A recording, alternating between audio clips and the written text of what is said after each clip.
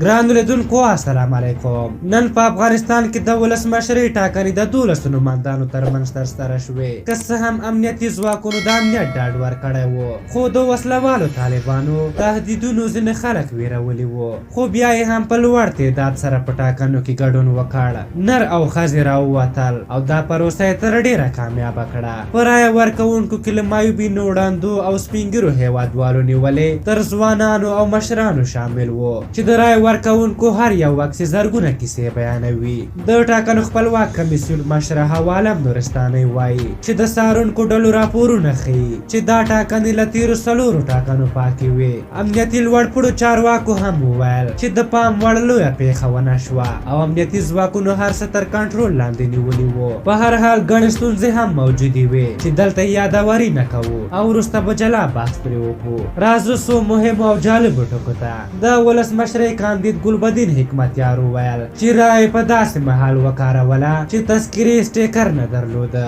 وروسته په ټولنیزو رسنیو کې هم ګڼ بحثونه پرې وشول او ډېرو یې وویل چې د حکمتیار رایه باید باطله اعلان شي. وروسته حوا علم نورستانۍ وویل چې د حکمتیار تذکره سټیکر وه او دوی سره په حبیبي لیسې کې ثبت ده.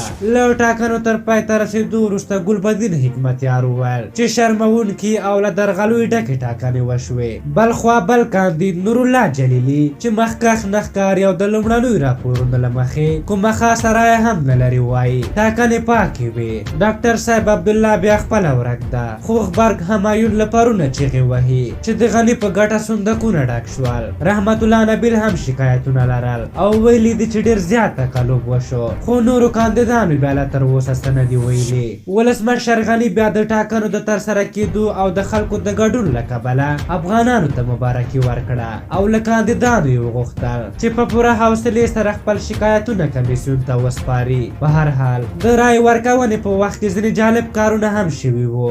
ځینو یې د رایې پاڼې په ځای تذکرې صندوق ته اچولې وې. یوه بله رایه چې زه خو یې شخصا ډېر وخندولم د جناب حکمتیار صاحب دا رایه وه. په هر حال ټولنیزو رسنیو کې اوس یو شمېر د نتایجو لیستونه خپرېږي چې تر ډېره حقیقت نه لري او لیدو ته یې تاسې زغم ته راغواړم. خو یوه خبره کره ده چې هغه لیستونه چې د ستر مناظرینو څخه ترلاسه شوي ښیي چې غني تر نورو خورا وړاندې دی او ښایي په غټ اکثریت ټاکنې وګټي او خپل سیالان لومړي راونډ کې ناک آوټ کړي. په هر حال تاسو د نن ورځې ټاکنو په هکله څه نظر لرئ او خپلې تجربې مو راته ولیکئ. تر څنګ دا هم راته ولیکئ چې چاته مو رایه ورکړه. دا به د نن ورځې ټاکنو په هکله زموږ لنډه ویډیو. که زموږ ویډیو مو خوښه شوې وي ضروري لایک کړئ. تر بلې ویډیو مو په یو بخښونکي خدای سپارم. د الله په امان.